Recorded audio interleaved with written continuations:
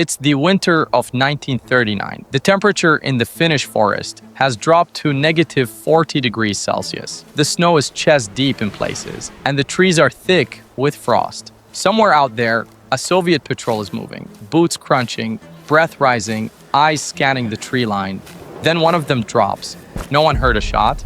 No one saw a muzzle flash. No one knows which direction it came from.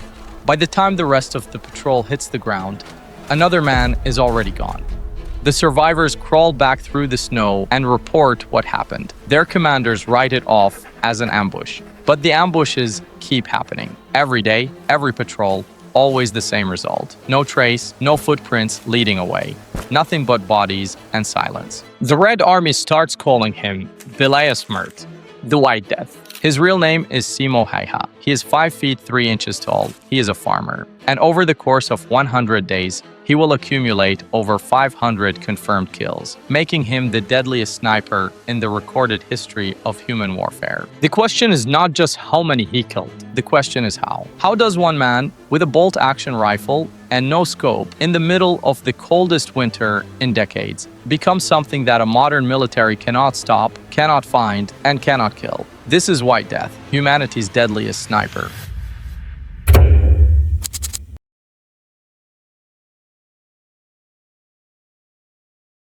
Welcome back to Zofree. Simo Häyhä was born on December 17, 1905, in a small rural municipality called Rautjärvi in southwestern Finland. He was the 7th of 8 children in a farming family. From the time he could walk, his life was defined by 2 things: the land and the cold. Finland in the early 20th century was not an easy place to grow up. Winters were brutal and long. Food required work. Survival required patience. For a boy growing up in the forests of Karelia, patience was not a virtue you were taught. It was something the environment beat into you, slowly, over years. Simo learned to hunt as a child, not for sport, but because hunting was part of keeping the family fed. He would spend hours in the forest, still and silent, waiting. He learned how animals moved. He learned how sound carried in cold air. He learned that the forest rewarded the man who could disappear inside it and punished the man who could not. By the time he was a teenager, Simo was an exceptional marksman. He joined the Finnish Civil Guard, a voluntary defense organization, and began competing in shooting competitions. He was not just good. He was consistently winning national-level competitions. His scores were the kind that made other shooters put down their rifles and just stare. But more important than the competitions was the relationship he built with his weapon. Simo did not treat a rifle like a tool you picked up when you needed it. He treated it like an extension of his body. He understood ballistics intuitively. He understood how cold affected the metal, how wind affected the round, how his own breathing and heartbeat affected the shot. He was not training to be a sniper. He had no idea there was a war coming. He was just a farmer who happened to be one of the greatest natural marksmen alive. When the Soviet Union invaded Finland in November 1939, Simo Häyhä was 34 years old. He had been farming, he packed a bag, picked up his rifle, and reported for duty.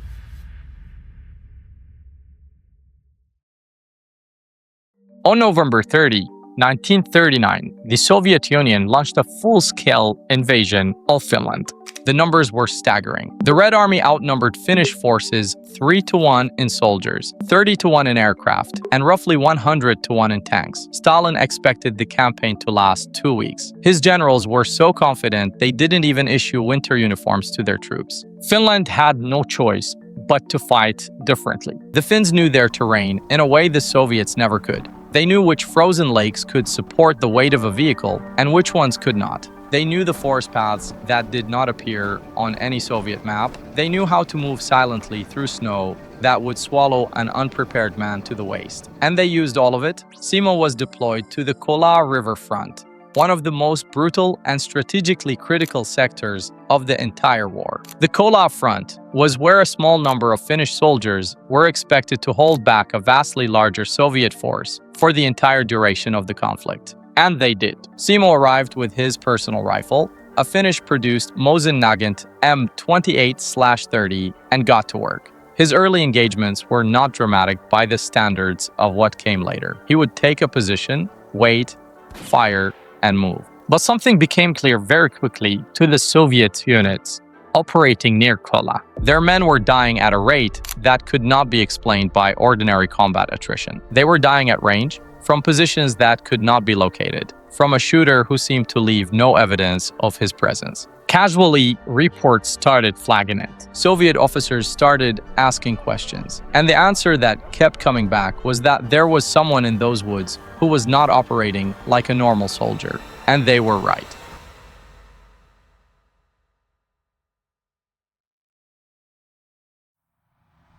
To understand what Simo Häyhä did on the Kollaa front, you have to understand the specific set of choices he made, because every single one of them was deliberate, and every single one of them was correct. Start with the rifle. Simo used the Mosin Nagant M28/30 with iron sights. No scope. This is the part that stops people cold when they hear it. The man with the highest confirmed kill count in sniper history refused to use a telescopic sight. His reasoning was that a scope raises your head higher above the rifle, which means more of your body is exposed. A scope lens can catch light and give away your position. And at the ranges, Simo was typically engaging, which were rarely beyond 400 meters.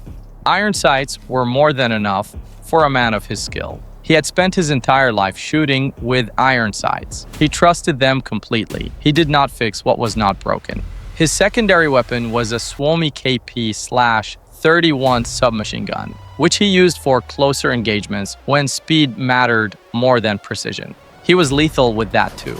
Now the environment. Simo wore a white camouflage suit that made him nearly invisible against the snow. This was not unusual. What was unusual was how completely he committed to disappearing. He packed snow into his mouth while in position, not to eat, but to suppress the cloud of vapor that human breath produces in extreme cold. He used to dig into the snow itself, creating a hollow that concealed his entire body. He would then compact the snow in front of his barrel position to keep it from disturbing when he fired. He was thinking about every physical variable that could reveal him, and he was eliminating them one by one.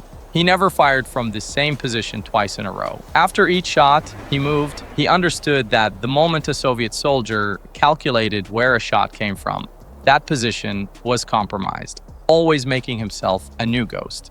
There was also a psychological dimension to all of this. The Soviet soldiers operating near Kollaa were not just suffering casualties. They were suffering casualties from a source they could not identify or locate. When you are under conventional fire, you have a direction to return fire toward. When you are being hunted by Simo Häyhä, you have nothing. You do not know if you are in his sights right now. You do not know if the man next to you will be alive in 5 seconds. You do not know which direction to run. At his peak, he was recording over 25 confirmed kills in a single day.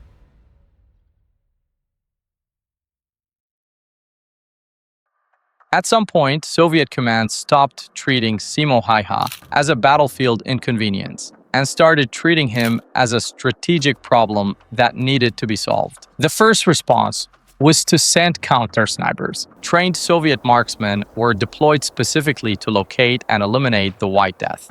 None of them came back. The second response was artillery. If you cannot find the man, you destroy the ground he operates on. Soviet forces started conducting artillery barrages targeted at Simo's last known positions. This is where his habit of constant movement saved his life repeatedly. By the time the shells landed, he was already somewhere else. There were also attempts to use coordinated infantry sweeps to flush him out. These failed for the same reason the counter-snipers failed. Simo knew the terrain better than any map the Soviets were operating from. He knew where to go, he knew how to disappear, and he had the patience to wait them out.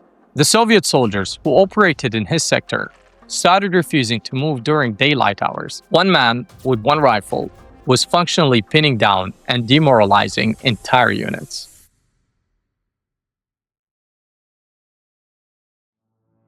On March 6, 1940, Simo Häyhä was shot in the face. A Soviet soldier, during a close-range engagement, hit him with an explosive bullet. The round entered through his lower left jaw and tore away a significant portion of his face. The men who found him said his cheek had been blown completely open. He was unconscious. His comrades carried him off the field, and assumed he would not survive the night. He survived the night. He survived the next night. He lay in a field hospital, unconscious, somewhere between alive and dead, while the war continued around him. Surgeons worked on his jaw. The damage was severe enough that recovery, if it came, would take years of reconstruction. On March 13, 1940, 13 days after he was shot, the Winter War ended. Finland and the Soviet Union signed the Moscow Peace Treaty. Finland ceded territory but kept its independence. The war was over. Simo Häyhä regained consciousness on that same day. He had been in a coma for 13 days. He woke up on the day peace was declared and heard that his war was finished. His final confirmed kill count stood at 505. Some estimates place the real number above 700.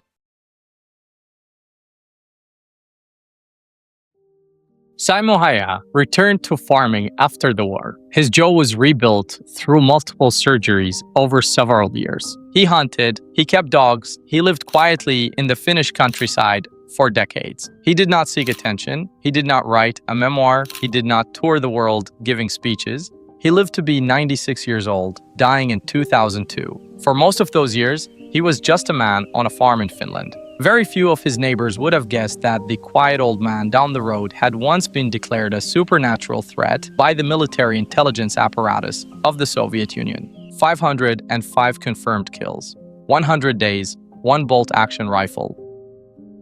I'll see you in the next one.